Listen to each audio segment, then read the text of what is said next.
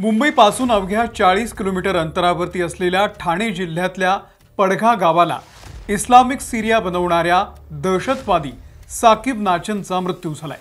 साकिब नाचन हा NIAच्या ताब्यात होता। सोमवारी त्याला ब्रेन स्ट्रोक झाला आणि त्यानंतर रुग्णालयामध्ये उपचार सुरू असताना शनिवारी म्हणजे 28 जूनला त्याचा मृत्यू झालाय। दहशतवादी साकिब नाचनने पडघा गावाला इस्लामिक राष्ट्रच बनवलेलं होतं। या गावामध्ये भारतीय कायदा चालत नव्हता, इथे शरियाचा कायदा चालत होता। पडघा गावाचं नाव त्यानं अल शाम असं केलेलं होतं आणि स्वघोषित शासक तो बनला होता। साकिब नाचन हा इतका खतरनाक दहशतवादी होता की मुंबईच्या वेशीवरती असलेल्या गावात राहून त्यानं मुंबईमध्ये बॉम्बस्फोट घडवलेले होते। अनेक वेळा शिक्षा भोगल्यानंतरही बाहेर येऊन तो पुन्हा पुन्हा देशविरोधी कृत्य करायचा। साकिब नाचनची कहाणी आपण सगळ्यांनी ऐकायला हवी। आपल्यातच राहून देशाला फोडणारी ही वृत्ती कायद्याच्या कचाट्यातूनही कशी सही सलामत सुटते। दहशतवादी साकिब नाचन याचं हे उत्तम उदाहरण आहे। सविस्तर जाणून घेऊयात एका गावातला मौलाना थेट ISISशी कसा जोडला गेला आणि त्यानं पडघा गावाला इस्लामिक स्टेट बनवण्याचा कसा प्रयत्न केला होता। नमस्कार, मी अमोल किन्होळकर, आपण पाहत आहात महाराष्ट्र टाइम्स ऑनलाइन। मुंबईसारख्या गजबजलेल्या शहरापासून काही अंतरावरती पडघा नावाचं एक छोटंसं गाव आहे। अब्दुल हमीद नाचन हा या गावातला प्रतिष्ठित मौलाना। जमीन जुमला असल्यानं मुस्लिम समाजामध्ये त्याला चांगला मान होता। या अब्दुल नाचनला 11 मुलं झाली, त्यातला तिसरा मुलगा होता साकिब नाचन। ग्रॅज्युएशन पर्यंत त्यानं शिक्षण घेतलं, पण साकिब हा कट्टर विचारधारेचा होता। 1980च्या दरम्यान students Islamic movement of India म्हणजेच सिमी या बॅन असलेल्या संघटनेसोबत साकिब नाचन जोडला गेला। 80 साली त्यानं मुंबईमध्ये सिमीची एक रॅली काढली आणि या रॅलीमध्ये हजारो लोक आले होते। युवकांची माथी भडकवण्याचं काम साकिब नाचन करत होता। 1985 साली साकिब हा पहिल्यांदाच पाकिस्तानमध्ये गेला। त्यानंतर 1990 साली पुन्हा एकदा पाकिस्तानला गेल्यानंतर तो सलाउद्दीन सुदानी आणि अब्दुल रहीम रसूल सैफ या पाकिस्तानी दहशतवाद्यांना भेटला। भारतामध्ये दहशतवादी कारवाया करण्यासाठी त्याला तिथूनच फंडिंग मिळत होतं।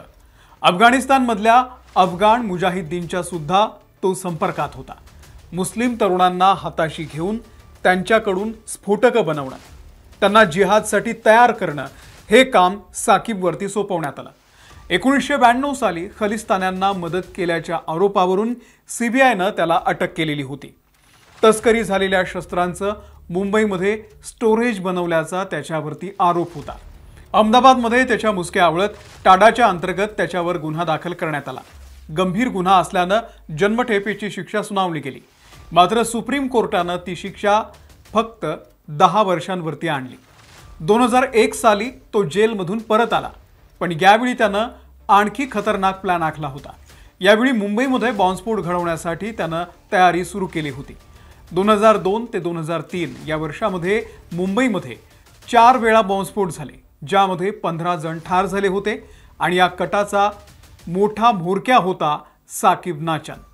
याच प्रकरणामध्ये 2003 साली प्रदीप शर्मा, दया नायक, सचिन वाझे हे पोलीस अधिकारी साकिब नाचनला पकडण्यासाठी पडघा गावामध्ये पोहोचले। तेव्हा तिथल्या जिहादी तरुणांनी पोलिसांच्या गाडीला घेरलं। घोषणाबाजी करत जमाव पोलिसांवरती चालून आला। या माथे भडकलेल्या जिहादी तरुणांनी आपल्या म्होरक्याच्या बचावासाठी म्हणजे नाचनच्या बचावासाठी पोलिसांच्या गाडीवर दगडफेक केली। पोलीस आणि जमावामध्ये बाचाबाची झाली, पण शेवटी पोलीस यंत्रणेवरती मर्यादा असतात। शेवटी साकिबला सोडून देण्याची नामुष्की पोलिसांवरती आली, पण त्यानंतर साकिब नाचन पोलिसांना शरण आला। पोलिसांवरती हल्ला केल्या प्रकरणामध्ये 15 जणांना त्यावेळी अटक करण्यात आली होती। साकिबवरती शस्त्र पुरवणं, धर्माच्या नावाखाली माथी भडकवणं, त्यांना प्रशिक्षण देणं अशा विविध गुन्ह्यांअंतर्गत त्याच्यावरती चार्जशीटमध्ये उल्लेख करण्यात आला। कोणताही वकील साकिबची केस घेण्यासाठी पुढे आला नाही, त्याची केस तो स्वतः लढला। पोटा कायद्याच्या अंतर्गत त्याला 10 वर्षांची शिक्षा ठोठावण्यात आली। 2017 साली 10 वर्षांची शिक्षा भोगून तो बाहेर आला। 2 वेळा 10-10 वर्ष जेलमध्ये राहूनही साकिब नाचन सुधारला नाही। 2023 साली पुन्हा एकदा साकिब नाचन चर्चेत आला। एनआयएनं 10 जणांना अटक केली। विदेशी फंडिंग, डिजिटल नेटवर्किंग आणि संघटित दहशतवादी प्रशिक्षणाच्या जोरावरती त्यानं मुंबईमध्ये हल्ल्याचा प्लान आखलेला होता। साकिबचा मुलगा शामिल नाचनचा देखील या 10 दहशतवाद्यांमध्ये समावेश होता। पुढच्या 3 महिन्यांमध्ये साकिबच्याही मुसक्या एनआयएनं पुन्हा एकदा आवळल्या। या गावातून पोलिसांनी लढाऊ ड्रोन जप्त केले आणि काही विस्फोटक सुद्धा जप्त केली। याच ड्रोनच्या माध्यमातून मुंबईवरती हल्ला करण्याचा या सगळ्यांचा प्लान होता। या गावातून कट्टरपंथी इस्लामी साहित्य आणि त्यासोबतच इस्रायलचे झेंडे सुद्धा सापडले।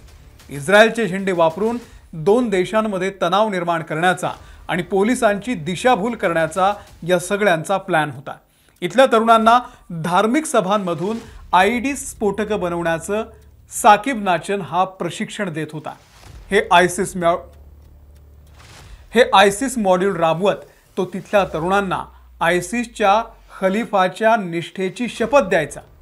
पडघा गावामध्ये इस्लामिक स्टेट सारखं तो राज्य करत होता। भारतीय गणराज्यामधून पडघा गावाला वेगळं बनवण्याचा त्याचा डाव होता। पडघा गावाचं नाव बदलून त्यानं अल शाम असं ठेवलं होतं। इथे इस्लामिक कायद्यानुसार शासन चालायचं। पडघा गाव सिरियातल्या एखाद्या गावासारखं बनलं होतं। दिवसाढवळ्या इथे दहशतवादी कारवाया चालत होत्या आणि तेव्हापासून साकिब हा एनआयएच्या ताब्यात होता। शेवटी त्याचा दिल्लीतल्या हॉस्पिटलमध्ये शनिवारी मृत्यू झालाय। एक लक्षात घ्या, साकिबच्या कहाणीमधून हे पुन्हा अधोरेखित झालंय की दुश्मन हा फक्त बॉर्डरच्या पलीकडे नसतो, तर तो आपल्यात रोज वावरत असतो। नुकतेच अनेक यूट्यूबर पकडले गेलेले आहेत जासूसीच्या कारणांमुळे, ज्याचे पाकिस्तानशी संबंध होते। पहलगाम हल्ल्यातही दहशतवाद्यांना मदत करणारे काश्मीरी भारतीयच होते। त्यामुळे असे देशद्रोही जोपर्यंत आहेत तोपर्यंत आपल्या देशाला धोका आहेच। साकिब नाचन हा त्यांचीच पिलावळ आहे। या व्हिडिओमध्ये इथेच थांबूया। धन्यवाद।